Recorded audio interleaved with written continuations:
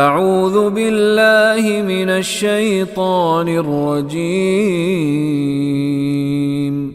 بسم اللہ الرحمن الرحیم وَإِن طَلَّقْتُمُوهُنَّ مِن قَبْلِ أَن تَمَسُّوهُنَّ وَقَدْ فَرَضْتُمْ لَهُنَّ فَرِيضَةً فنصف ما فرضتم إلا أن يعفون أو يعفو الذي بيده عقدة النكاح وأن تعفوا أقرب للتقوى ولا تنسوا الفضل بينكم إن الله بما تعملون بصير.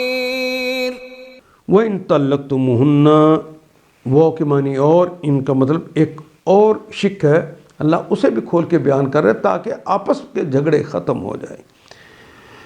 وَإِن طَلَّقْتُمُوهُنَّ اور اگر تم ان عورتوں کو طلاقیں دے دو من قبل ان تمسوهن اس سے پہلے کہ تم انہیں مس کرو، یہ پچھلا جو کلمہ ہے مسا یمسو، وَقَدْ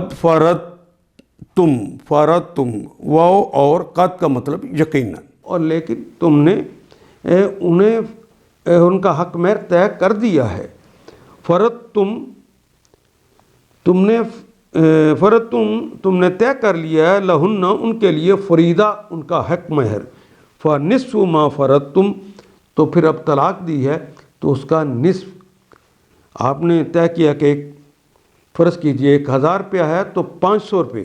فنصف ما فرضتم جو تم نے حق مہر فرض کر لیا تھا، مقرر کر لیا تھا، اس کا نصف اسے دینا پڑے گا. الا ان یعفونا سوائے اس کے کہ وہ معاف کر دے. اور اگر تم نے ہاتھ لگانے سے پہلے طلاق دی لیکن مہر مقرر کیا جا چکا ہے تو اس صورت میں نصف مہر دینا ہوگا. یہ اور بات ہے کہ عورت نرمی برتے. الا ان یعفونا سوائے اس کے کہ وہ عورتیں معاف کر دیں. او ایک یہ طریقہ ہو سکتا ہے، اور دوسرا او یعفو الذی بیدہ عقدۃ النکاح، یعنی وہ مرد جس کے ہاتھ میں نکاح ہے، عقدۃ النکاح جس کے ہاتھ میں ہے، وہ معاف کر دے، وہ نرمی برت لے.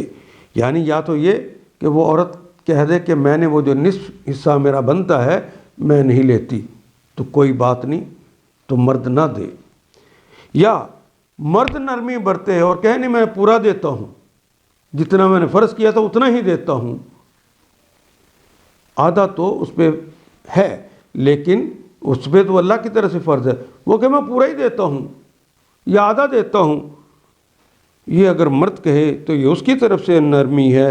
وَأَنْ اور ان کے تعفو اقرب، اور اگر تم نرمی اختیار کرو، معاف کر دو آپس کے جھگڑے کو جس کی وجہ سے طلاق ہو گئی ہے، اس کو درمیان میں نہ رکھو اور تم نرمی کرو.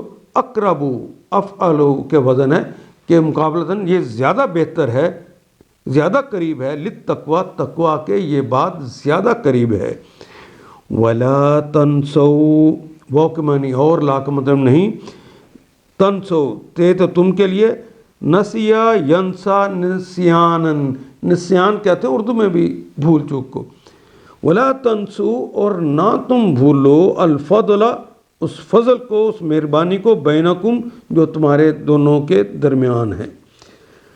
ان اللہ بما تعملون بصیر، ان بے شک اللہ تعالیٰ بما اس کے متعلق تعملون جو تم کرتے ہو بصیر نظریں رکھے ہوئے ہے. کہ یہ بخل سے کام لے رہا ہے، کسی کو نقصان پہنچانے کے لیے کر رہا ہے، یا کھلے دل و کشادگی کے ساتھ جتنی ہم نے وسعت دی ہے اس کے مطابق معاملہ کر رہا ہے. اللہ ہر بات پہ نظر رکھے ہوئے. اور انسانی تعلقات کی جو بقا ہے وہ تو فیاضانہ برتاؤ پر ہے، تو فیاضانہ ہی برتاؤ کرنا چاہیے. اور کوئی شخص اگر اپنے ٹھیک قانونی حق پہ اڑ جائے، نہیں میں نے تو اتنا دینا ہے اور نہیں میں تو اتنا لینا ہے، تو وہ ممکن ہے کہ وہ حق تو مل جائے لیکن تعلقات بہتر نہ رہیں گے. لیکن طلاق ہوئی ہے، آپ بھی مومن ہیں، وہ بھی مومنہ ہے، یہ خاندان بھی مومنوں کا ہے، یہ خاندان بھی مومنہ کا ہے، مرد کا ہو یا عورت کا، ان کو تو مومن ہونے کے ناطے کا جسد الواحد ہی تو رہنا ہے، کل بنیان مرصوص ہی تو رہنا ہے، سیسا پلائی ہوئی دیوار ہی تو رہنا ہے، اس کے ایک حصے کو تکلیف ہو دوسرے کو محسوس تو کرنا ہے نا۔ تو اس لیے یہ جو فضل اللہ نے تمہارے درمیان پیدا کر دیا ہوا ہے، اس کو قائم رکھنا۔ اور اگر تم نے ہاتھ لگانے سے پہلے طلاق دی ہو لیکن مہر مقرر کیا جا چکا ہو تو اس صورت میں نصف مہر ادا کرنا ہوگا۔ یہ اور بات کہ عورت نرمی برتے اور مہر نہ لے کہ نہیں میں نے نہیں لیتی، یا وہ مرد جس کے اختیار میں عقد نکاح ہے نرمی سے کام لے اور پورا مہر دے دے، اور تم یعنی مرد نرمی سے کام لو تو یہ تقوی سے زیادہ مناسبت رکھتا ہے، زیادہ قریب ہے۔ آپس کے معاملات میں فیاضی کو نہ بھولو۔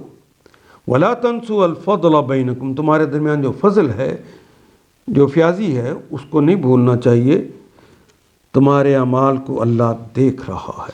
ان آیات کو ایک دفعہ پھر تلاوت خود کیجیے، عربی و مبین پڑھتے ہوئے دیکھیے کیا بات پوری اندر اتر رہی ہے، کیا یہ اردو کے سانچے میں ڈھلتی گئی ہیں عبارتیں۔ اگر بات سمجھ آنی شروع ہو گئی تو الحمدللہ یہی ہمارا ہدف ہے، اور یہ ہدف پورا ہو گیا۔ اللہ میرا اور آپ کا حامی و ناصر۔ الف لام